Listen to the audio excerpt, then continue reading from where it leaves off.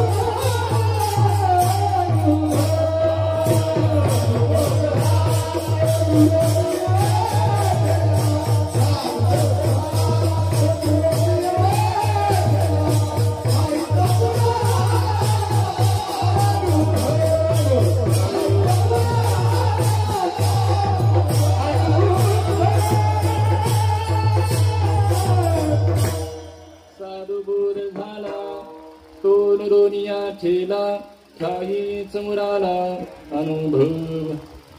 फार दिवसांनी गायक मंडळीकडून एवढं पारंपरिक चाली आहे इकडे, कारण परंपरा असल्याशिवाय होत नाही. विठ्ठल विठ्ठल.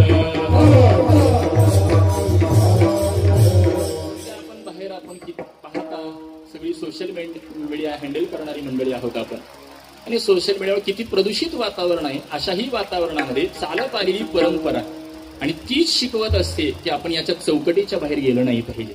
आणि म्हणून एवढी सुंदर अशी पारंपरिक चाल फार पूर्वी महाराज ब्रह्मलीन वैकुंठ वासी तात्यासाहेब महाराज भास्कर ही आपण गायलेली चाल गात होते. विठ्ठल